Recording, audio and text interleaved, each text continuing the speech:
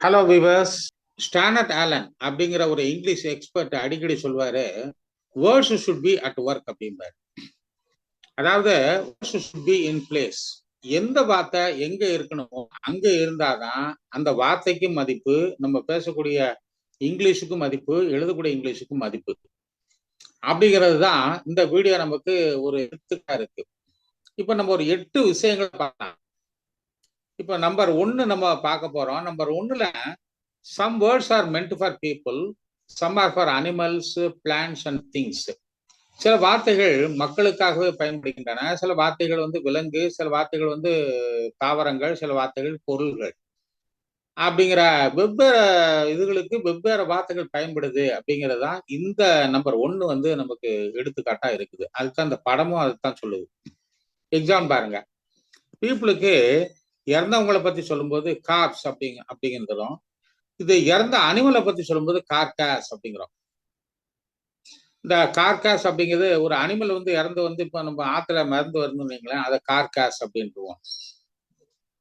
அப்புறம் இப்ப மக்கள் வசிக்கக்கூடிய இடங்களை ஹெபிடேஷன் சொல்லுவோம். ஆனா விலங்குகள் வசிக்கக்கூடிய இடங்களை ஹெபிடாட் அப்படிம்போம்.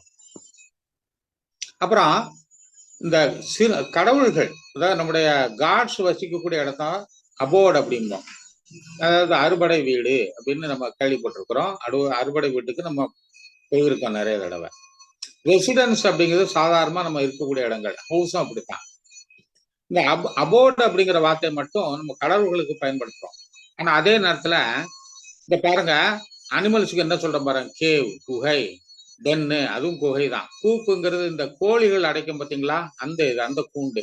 நெஸ்ட்ங்கிறது பறவைகள் இருக்கக்கூடியது. ஸ்டை அப்படிங்கிறது ஆடு கிடை அப்படின்னு சொல்லுவோம் இதை. அப்புறம் அடுத்தது பாருங்க, ஸ்பவுஸ் கமா ஒய்ஃப். பொதுவாகவே இந்த ஸ்பவுஸ் கமா ஒய்ஃப், அப்புறம் இந்த கிங்கு, குயின், பிரின்ஸ், பிரின்சஸ் அப்படிங்கிற வார்த்தைகள்லாம்.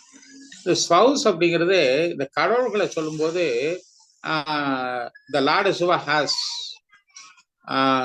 ஹிஸ் ஸ்பவுஸ் கால்டு பார்வதி அப்படின்னு சொல்லுவோம். அது ஒய்ஃப் அப்படிங்கிற வார்த்தை நம்ம சொல்றது இல்லை. இப்ப கிங்குகளை, அரசன்களை கிங்குன்னு சொல்றோம். அரசனுடைய மனைவிய நம்ம குயின் அப்படின்னு ரொம்ப, அதாவது ரொம்ப மரியாதை கொடுத்து பேசுறோம். பிரின்ஸ், பிரின்சஸ் இந்த மாதிரி சொல்லியிருந்தோம். ஆனா அதே நேரத்துல அனிமல்ஸ் பாருங்க, ஷீ கோட், அதாவது ஒரு பெண் வெள்ளாடு. ஹென் கோழி நமக்கு தெரியும். மேர் அப்படிங்கிறது குதிரையினுடைய பெண் குதிரை. இதை வச்சு ஒரு பெரிய அல்லாடி கிருஷ்ணமூர்த்தி அப்படிங்கிற ஒரு பெரிய வக்கீல் பிரிட்டிஷுக்கு எதிராக போடப்பட்ட ஒரு வழக்குல சக்சஸ்ஃபுல்லா பண்ணுவாரு. இது இந்த ஒரு வேர்டை வச்சுக்கிட்டு அவங்க ஹார்ஸ் ட்ரிவன் அப்படிம்பாங்க, ஒரு மேர் ட்ரிவன் அப்படின்னு கொண்டு வருவார். அந்த அளவுக்கு இந்த வார்த்தைக்கு ஒரு எஃபெக்ட் உண்டு. பீஹன், அதாவது ஒரு பெண் மயில். புல்லு அப்படின்னு நம்ம காளைன்னு சொல்லும் போது அது கவ் அப்படிங்கிற ஒரு பசு அப்படிங்கிறத நம்ம சொல்லியிருந்தோம். இந்த மாதிரி நம்ம படிக்கணும். அடுத்த ரொம்ப முக்கியமான வார்த்தை ட்ரவுன் அப்படிங்கிற ஒரு வேர்டு இருக்குது, மூழ்குதல் அப்படின்னு சொல்லிட்டு. யாராவது மூழ்கி இறந்து போனாலோ, இதான் நடந்தாலோ, அசம்பாவிதம் நடந்தாலோ, அன்பார்ச்சுனேட் இன்சிடென்ட் நடந்தாலோ, we can use this word. இந்த வேர்டை நம்ம பயன்படுத்தலாம். அனிமல்ஸுக்கு இதை பயன்படுத்தலாம். பாருங்க, the bull had drowned in the flood அப்படின்னு சொல்லும்போது அந்த புல்லுக்கும் இது பொருந்தும். இல்லைன்னா வேற ஏதாவது ஒரு கேட்டில், the cattle had drowned in the flood அப்படின்னு நம்ம சொல்லிக்கலாம். ஆனா இந்த சிங்க் அப்படிங்கிற வார்த்தை பாருங்க, கட்டை. இத படகு சொல்லும் போது கேப்சேஸ் அப்படிங்கிற ஒரு பர்டிகுலர் வேர்டு போட்டிருந்தோம். ஏன்னா சிங்க் அப்படின்னு சொன்னா அது மூழ்குது அப்படின்னு அர்த்தம் தான். நிறைய வேர்டு இருக்குது, இம்மர்ஸ் இருக்குது, டிப் இருக்கு, நிறைய இருக்கு. ஆனாலும் சில வேர்ட்ஸா சில இடங்கள்ல ப்ரிஃபரபிளா இருக்கும் அப்படிங்கிறது தான் இந்த ஒரு பர்டிகுலர் பாயிண்டா நாங்க ரொம்ப அரிச்சு பண்ணி சொல்றோம். அடுத்த பாயிண்ட்டுக்கு நம்ம போகலாம். அடுத்தது பாருங்க, சில வார்த்தைகளை நம்ம நவுனா பெயர் சொல்லா பயன்படுத்தும் போது அது பெயர் சொல் அப்படிங்கிறது பர்சன், பிளேஸ், திங், அனிமல் எது வேணாலும் சொல்லலாம். ஆனா அந்த பெயர் சொல்லா படும்போது ஒரு பர்டிகுலர் கிவ்ஸ் பர்டிகுலர் மீனிங். வேற அதே நேரத்தில் வெர்பா பயன்படும் போது அந்த மீனிங் மாறுகிறது அப்படிங்கிற ஒரு எக்ஸாம்பிள் பாருங்க. இப்போ எனிக்மாட்டிக், எனிக்மாட்டிக்னா புரியாத புதிரா இருக்குல்ல, அதாவது நமக்கு பாசிட்டிவ் மீனிங் கொடுக்குது, அதே நேரத்தில் நெகட்டிவ் மீனிங் கொடுக்கு அப்படின்னு சொல்லும்போது அது ரொம்ப புரியாத புதிரா இருக்கு. எனிக்மேட்டிக்னா பசில் அப்படின்னு அர்த்தம். பாருங்க, அந்த எக்ஸாம்ல பார்த்தா நமக்கு நல்லா புரியும். எக்ஸாம்ல பார்க்க போறோம். இப்போ டிசைன் அப்படிங்கிறது வடிவமைப்பு, ஹார்பர் அப்படிங்கிறது துறைமுகம், எல்லாருக்கும் தெரியும். ஆனா இப்ப கீழே போட்டிருக்கோம் பாருங்க, he has designs on the money. அதாவது காசை பொறுத்த மட்டும் ஏதோ ஒரு எண்ணம் வச்சிருக்கிறாரு, ஒரு திட்டமிடம் வச்சிருக்காரு அப்படிங்கிற ஒரு நெகட்டிவ், ஒரு ஸ்லைட் டில்ட் ஆயிரும். அந்த நெகட்டிவ் மீனிங் டில்ட் ஆயிரும். I don't harbour any ill will. இந்த ஹார்பருங்கிறது இங்க வந்து ஒரு வெர்பா பயன்பட்டு இருக்கு, அது நெகட்டிவ் மீனிங். நான் அவர் மேல எந்த வித கெட்ட எண்ணமும் வச்சிருக்கல, அவர் வந்து நான் வந்து ஓச்சு கட்டணும்னு நினைக்கல, அவர் வந்து நான் வந்து வேண்டாம்னா இது பண்ணல, ட்ரீட் பண்ணல அப்படிங்கிற மாதிரி வந்து மீனிங் வந்து வந்துடும். இது வந்து ஒரு நெகட்டிவ் மீனிங் ஹார்பர் இந்த இடத்துல. ஸோ நவுனா வரும்போது ஒரு அர்த்தம் கொடுக்குது, வெர்பா வரும்போது ஒரு அர்த்தம் கொடுக்குது அப்படிங்கிறதுக்கு இது ரெண்டாவது ஒண்ணு. அடுத்த பாருங்க, இன்டர்ஃபியர். இந்த இன்டர்ஃபியர் அப்படிங்கிறது ஒரு ப்ரிபோசிஷன் எடுக்கும், இன்டர்ஃபியர் வித் அப்படின்ட்டு. இன்டர்வென்ஷன், இன்டர்வீன் அப்படிங்கிறது பாசிட்டிவ் மீனிங். இன்டர்ஃபியர்ங்கிறது முழுக்க முழுக்க நெகட்டிவ் மீனிங். இன்டர்வீன் அப்படிங்கிறது பாசிட்டிவ் மீனிங்.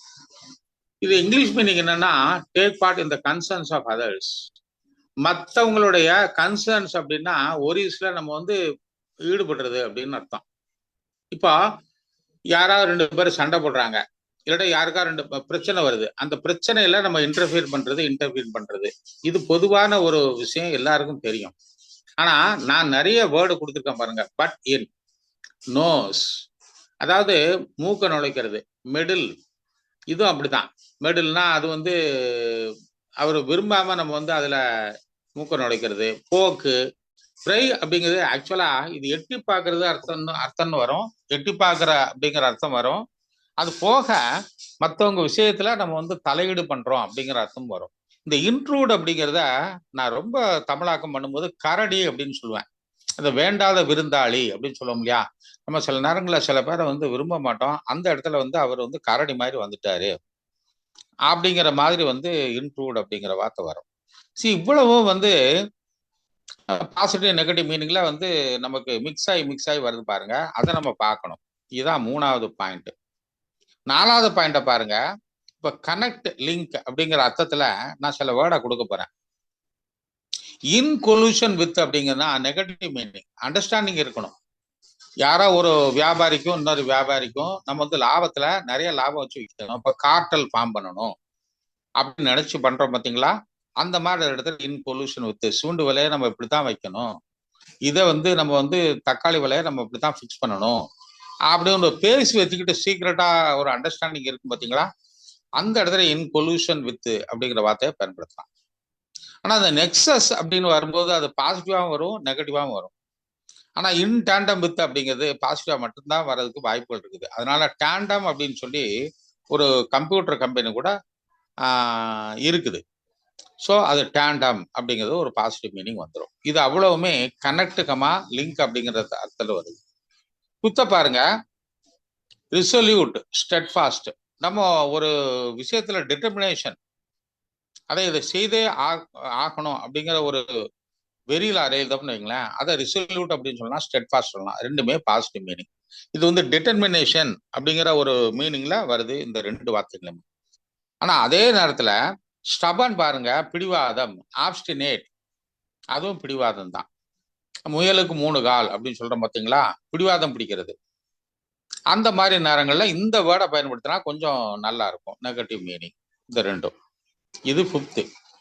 6th போய் பார்க்க போறேன். இப்போ 6th பாருங்க, இன்சைட் தூண்டி விடுறோம், ஸ்டோக் தூண்டி விடுறோம், ஸ்பார்க், இது வந்து நம்ம தூண்டி விட்டதுனால ஸ்பார்க் அடிச்சு அது பெரிய பற்றி எரியுது அப்படிங்கிறது. மணிப்பூர்ல கூட இப்போ சம்பவம் நடந்து ரொம்ப பெரிய அவுட்ரேஜா நடக்குது, ஸ்பார்க் ஆயிருக்கு. அப்புறம் ப்ரொவோக் பண்றதுன்னா சீண்டினால் அப்படின்னு அர்த்தம். பட் அர்ஜு அப்படிங்கிறத பாருங்க, பாசிட்டிவ் மீனிங் வருது. ஸ்டிமுலேட் அப்படின்னா அது பாசிட்டிவ் மீனிங் வருது. மோட்டிவேட், அது எல்லாருக்கும் தெரியும் மோட்டிவேட். இன்ஸ்பயர், நான் இந்த ஒரு தலைவர் இருக்கிறதுனால அவர் மேல ஒரு பற்று வச்சு நான் அதை வந்து இன்ஸ்பயர் ஆயிட்டேன், அவர் சொன்னதை வச்சு நான் இன்ஸ்பயர் ஆயிட்டேன் அப்படின்னு சொல்றோம். So positive meaning, negative meaning ரெண்டையுமே எப்படி பயன்படுத்தலாம் அப்படிங்கிறதான் words should be at work. Words should be in place. Number 7, இப்போ கோர்ட் அப்படின்னு எடுத்துக்கிட்டோம். நமக்கு தெரியும் டென்னிஸ் கோர்ட்டு தெரியும், ஜுடிஷியல் கோர்ட்டு தெரியும், அரசவை கிங்ஸ் கோர்ட்டு தெரியும். ஆனா அது வெர்பா பயன்படுத்தும் போது, ஃபார் எக்ஸாம்பிள் இதிலே போட்டிருக்கு பாருங்க, அந்த படத்திலே பார்க்கலாம், வி சப்போர்ட் அவர் ஃபார்மர்ஸ் அப்படின்னு ஒரு ப்ரொடெஸ்ட் பண்றோம்னு வைங்களேன், விவசாயிகளுக்கு சார்பா நம்ம வந்து ப்ரொடெஸ்ட் பண்றோம்னு வைங்களேன், அப்போ வந்து அரெஸ்ட் ஆகிறோம். போலீஸ் வர்றாங்க, இல்லை எங்களை அரெஸ்ட் பண்ணுங்க பரவாயில்ல, எவ்வளவு நாள் வேணாலும் நீங்க வந்து உங்க காவல்ல வச்சுக்கிடுங்க அப்படின்னு நம்ம சொல்றோம்னு வைங்களேன். அந்த இடத்துல இந்த ப்ரொடெஸ்டர்ஸ் கோர்ட்டர் அரெஸ்ட், இது வந்து சூமோட்டோ அப்படிங்கிற மாதிரி அந்த அர்த்த மாதிரி இது வரும். சூமோட்டோ இப்ப கூட ஒரு சுப்ரீம் கோர்ட் வந்து மணிப்பூர் இன்சிடென்ட்ல சொல்லியிருக்கு, சூமோட்டோ நீங்க கண்டிப்பா இதுல வந்து பெரிய ஒரு ஆக்ஷனை எடுத்துதான் ஆகணும் அப்படிங்கிற ஒரு விஷயத்த சொல்லியிருக்கு. அது சூமோட்டோ கிட்டத்தட்ட அந்த மாதிரி ஒரு அர்த்தத்துல இந்த கோர்ட் அப்படிங்கிற வார்த்தை வரும் வெர்பா பயன்பட போகுது. கடைசியா இந்த ஒரு வீடியோல நாங்க சொல்லக்கூடிய ஒரு விஷயம் என்னன்னா, இப்ப மீன் அப்படிங்கிற ஒரு வார்த்தை எடுத்துக்கிட்டு அது வந்து அர்த்தம் அப்படின்னு அர்த்தம், பொருள் அப்படின்னு அர்த்தம். இப்போ red means stop, green means go, இது எல்லாருக்கும் தெரிஞ்சது. ஆனா அதே நேரத்துல ஒரு மீன் அப்படின்னா ஒரு ஈயா கஞ்சன், கஞ்சன் அப்படிங்கிற அர்த்தத்திலேயே வந்துடும், ஸ்டிஞ்சி ஃபெலோ அப்படிங்கிற அர்த்தத்திலேயே வந்துடும். இது பெட்டி, செல்ஃபிஷ்னஸ் அப்படிங்கிற அர்த்தத்திலேயும் வரும். இது எப்படி வருது அப்படிங்கிறத நான் இப்போ வந்து ஒரு சின்ன ஒரு எக்ஸாம்பிள் மூலமா சொல்லலாம்னு பாக்குறேன். இப்போ இந்த எக்ஸாம்பிள பாருங்க, ரொம்ப நல்லா புரியும். ஒரு எக்ஸாம்பிள் கான்வர்சேஷன் பாருங்க. What is the price of the product? It cost rupees 8,000. Can you make it 7,200? 8,000 ரூபாய் அந்த ப்ராடக்ட் விலை, 7,200 தர முடியுமா அப்படின்னு வாங்குறவர் கேட்கிறார். நோ அப்படிங்கிறார். Okay, I hope you will give it for 7,500. 7,500 கொடுப்பீங்க அப்படின்னு அந்த பெண்மணி வந்து விரும்புறாப்புல. அப்பவும் நோ தான் சொல்றாரு. Okay, I will offer hard cash of rupees. நான் ரொக்க பணம் ஒரு 7,800 தாரேன். கொஞ்சம் கொஞ்சமா 7,200, 7,500, அப்புறம் 7,800. இவர் வேலையை கூட்டுறாரு. பட் அவர் 8,000லே நிற்கிறார். அதை வந்து சொல்லும் போது பாருங்க, ஐ மென்ட் rupees 8,000 and I mean it. நான் 8,000 தான் சொன்னேன், நான் அதுல தான் நிற்கேன், நான் சொன்னதுதான் அப்படிங்கிற மாதிரி அந்த இந்த ஒரு கான்வர்சேஷன் நமக்கு விளக்கம் சொல்லுது. ஸோ மை டியர் வியூவர்ஸ், ஒரு மீன் அப்படிங்கிறதுக்கு அதை ஸ்டிஞ்சி ஃபெலோ, செல்ஃபிஷ்னஸ், பெட்டி, அதை செலவழிக்க விரும்பாத ஆள். மீன் அப்படின்னா பொருள், மீன் அப்படின்னா சொன்னதுதான் அப்படிங்கிற ஒவ்வொரு வார்த்தையும் மல்டிபிள் இடங்கள்ல மல்டிபிள் மீனிங் வந்து வருது பாருங்க, வெவ்வேறு இடங்கள்ல வெவ்வேறு மீனிங் வருது பாருங்க.